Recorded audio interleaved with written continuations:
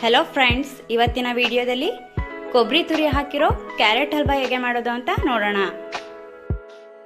Carrot halwa ಮಾಡೋದಕ್ಕೆ ಬೇಕಾಗಿರುವ ಸಾಮಗ್ರಿಗಳು: 15 ರಿಂದ 20 ಬಾದಾಮ್ ಮತ್ತು 10 ಪಿಸ್ತಾವನ್ನು ಸಣ್ಣ ಸಣ್ಣದಾಗಿ ಕಟ್ ಮಾಡ್ಕೊಂಡಿದ್ದೀನಿ.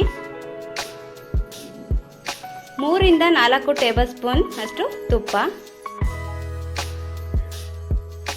ಒಂದು ಬೌಲಲ್ಲಿ ಒಣ ಕೊಬ್ಬರಿ ತುರಿಯನ್ನು ತೆಗೆದಿಟ್ಕೊಂಡಿದ್ದೀನಿ.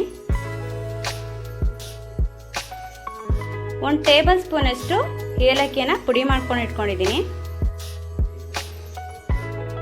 1 ಬೌಲಲ್ಲಿ ಒಣ ದ್ರಾಕ್ಷಿ ಮತ್ತು ಗೋಡಂಬಿಯನ್ನು ಇಟ್ಕೊಂಡಿದ್ದೀನಿ.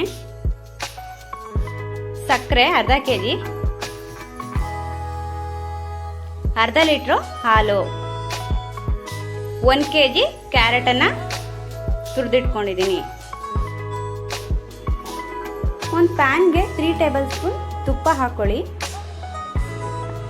ಅದು ಕಾದ ನಂತರ ಅದಕ್ಕೆ ಗೋಡಂಬಿ ದ್ರಾಕ್ಷಿ ಹಾಕಿ ಲೋ ಫ್ಲೇಮಲ್ಲಿ ಲೈಟಾಗಿ ಫ್ರೈ ಮಾಡ್ಕೊಳ್ಳಿ.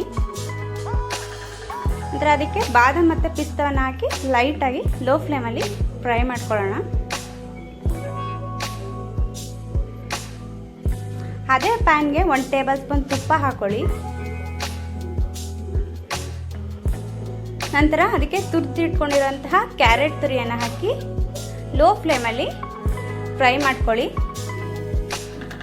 ಹಸಿ ಸ್ಮೆಲ್ ಹೋಗೋವರೆಗೂ 10 ರಿಂದ 15 ನಿಮಿಷ ಚೆನ್ನಾಗಿ ಫ್ರೈ ಮಾಡ್ಕೊಳ್ಳಿ ಲೋ ಫ್ಲೇಮಲ್ಲಿ.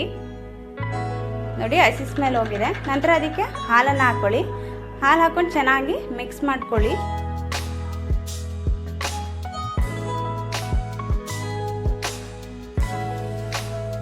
ಈಗ ಸಕ್ಕರೆ ಹಾಕ್ಕೊಂಡು 5 ನಿಮಿಷ ಚೆನ್ನಾಗಿ ಫ್ರೈ ಮಾಡ್ಕೊಳ್ಳಿ.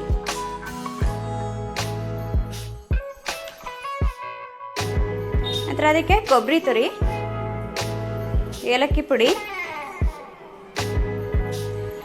ಹುರಿದಿಟ್ಕೊಂಡಿರೋ ಬಾದಾಮ್, ಗೋಡಂಬಿ, ದ್ರಾಕ್ಷಿ, ಪಿಸ್ತಾವನ್ನು ಹಾಕ್ಕೊಂಡು ಚೆನ್ನಾಗಿ